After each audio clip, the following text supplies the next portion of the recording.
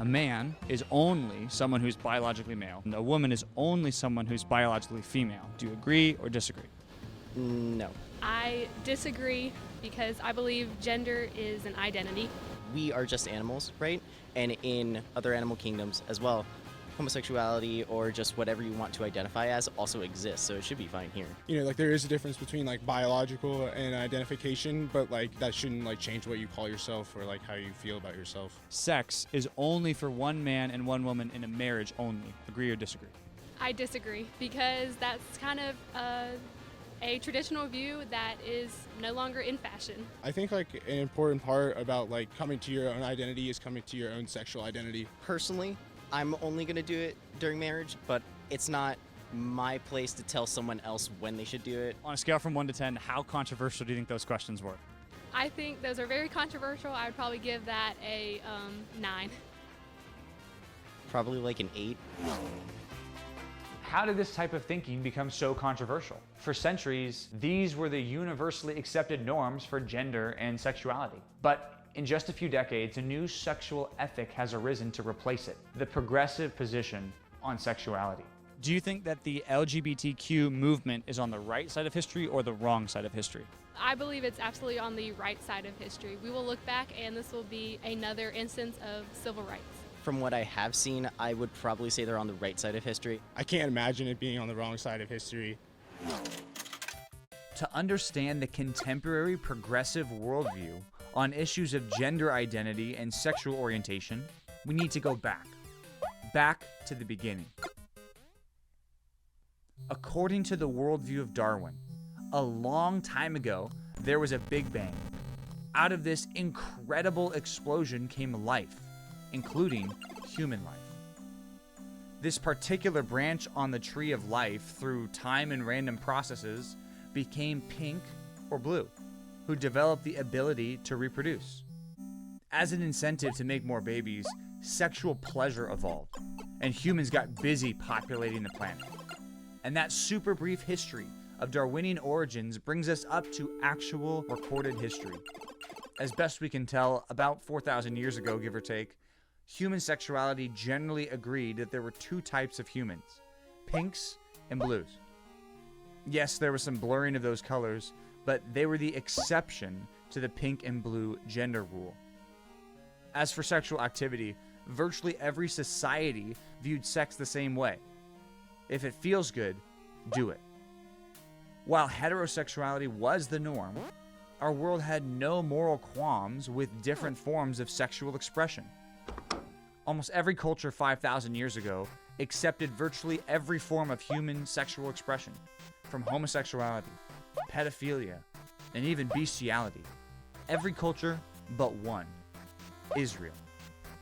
No, I did not just jump categories from a secular lesson on sexuality to a religious lesson. This is just cold, hard history. Around 1450 BCE, when Moses introduced the Torah, the first 5 books of the Old Testament Bible, that book began to change the world's view on gender and sexual expression.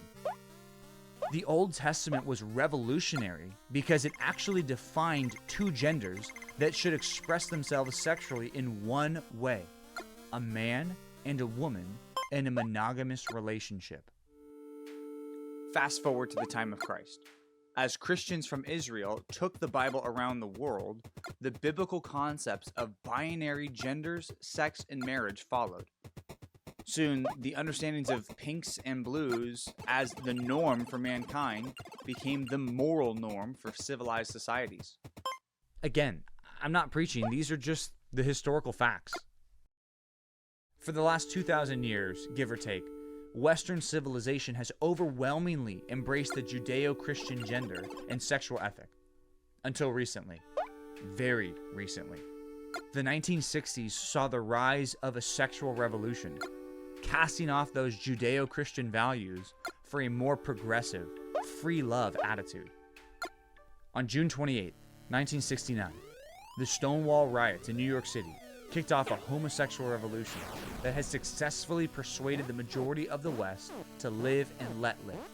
Love is love.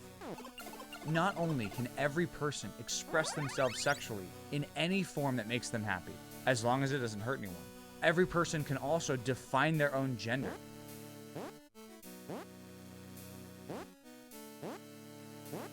This almost entirely peaceful revolution has been phenomenally successful in rewriting human sexual mores. And while this peaceful revolution has undeniably been one of the most successful efforts to transform the entire world, it should be noted, these values are not new. They're actually as old as man himself. Nevertheless, even though history teaches us that progressive gender and sexual ethics are not new, we must answer the question, are progressive sexual values on the right side of history? To help us on this exploration of modern love, I sought out a counselor, professor, PhD, and author, Dr. John Street.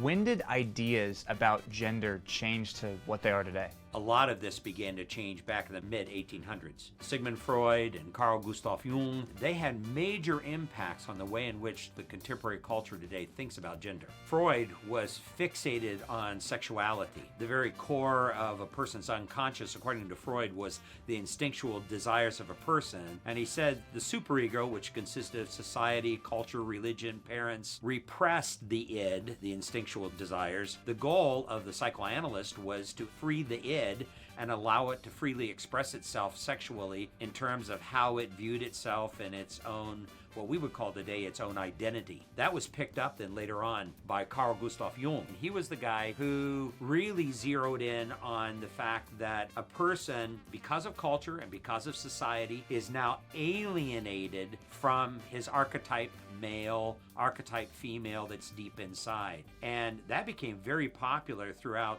the 1900s. We see that evolving into how a person identifies themselves today. The emphasis today is upon, I must be true to myself.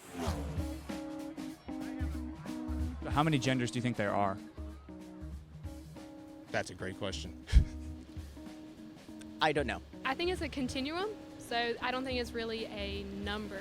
Hard science supports two genders. Even in the secular scientific world, there's no doubt about that. The problem is when you get into what we call the softer sciences, and that is modern psychology. And what do I mean by that? Hard science is built upon direct causation, cause and effect. The softer sciences are built upon covariation, which are causes that seem to be related to effects. It's that seems to be related to effects that opens up all of these alternative things. Now, science becomes merely a survey of opinions. The problem with that, of course, is that feelings now dictate my identity.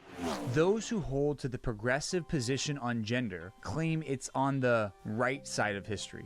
But is it? Here are 5 problems with that claim to historical superiority. Number 1, history is clear. We're not progressing. We're actually regressing to the way we once believed and acted. 2, science is clear. There are only 2 genders, not 72. 3, science is also clear. The only way to propagate the human species is through the procreative act of a man and a woman. 4, this right side of history claim assumes that the millions of people who held or currently hold the opposing view are wrong and not very smart. To say the least, that's really judgmental.